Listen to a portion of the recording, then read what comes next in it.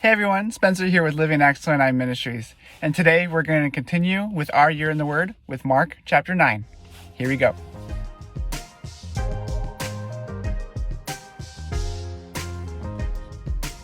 Then he said to them, "Truly I tell you, there are some standing here who will not taste death until they see the kingdom of God come in power." After 6 days, Jesus took Peter, James, and John and led them up a high mountain by themselves to be alone. He was transfigured in front of them, and his clothes became dazzling, extremely white, as no launder on earth could whiten them. Elijah appeared to them with Moses, and they were talking with Jesus. Peter said to Jesus, "Rabbi, it is good for us to be here. Let us stand up 3 shelters, one for you, one for Moses, and one for Elijah," because he did not know what to say, since they were terrified. A cloud appeared overshadowing them, and a voice came from the cloud, "This is my beloved Son. Listen to him." Suddenly, looking around, they no longer saw anyone with them except Jesus. As they were coming down the mountain, he ordered them to tell no one what they had seen until the Son of Man had risen from the dead. They kept this word to themselves, questioning what rising from the dead meant. Then they asked him, "Why do the scribes say that Elijah must come first?" "Elijah does not come first and restores all things," he replied.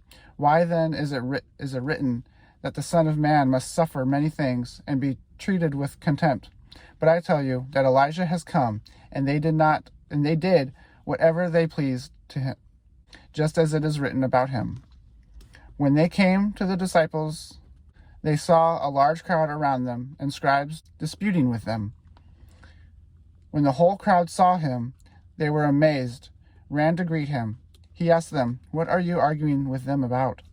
Someone from the crowd answered him, "Teacher, I brought my son to you. He has a spirit that makes him unable to speak.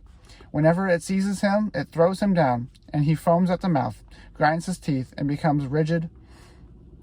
I asked your disciples to drive it out, but they couldn't."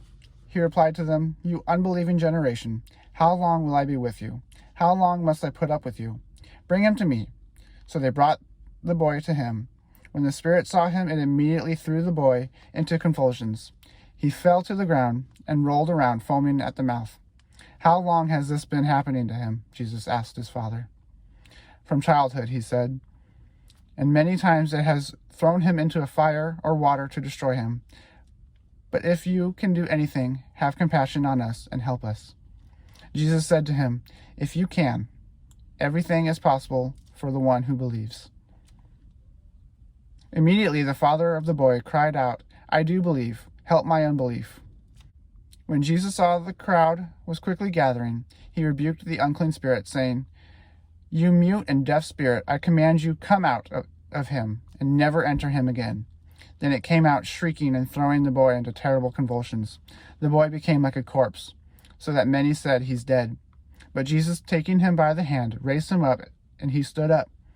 After he had gone into the house, his disciples asked him privately, "Why couldn't we drive it out?" And he told them, "This kind can come out by nothing but prayer." Then they left that place and made their way through Galilee. But he did not want anyone to know it, for he was teaching his disciples and telling them, "The Son of Man is going to be betrayed into the hands of men. They will kill him, and after he is killed, he will rise 3 days later." But they did not understand this statement, and they were afraid to ask him. They came to Capernaum. When he was in the house, he asked them, "What were you arguing about on the way?" But they were silent, because on the way they had been arguing with one another about who was greatest. Sitting down, he called the 12 and said to them, "If anyone wants to be first, he must be last and servant of all." He took a child, had him stand along them, and taking him in his arms, he said to them, "Whoever welcomes one little child such as this in my name welcomes me, and whoever welcomes me does not welcome me, but him who sent me."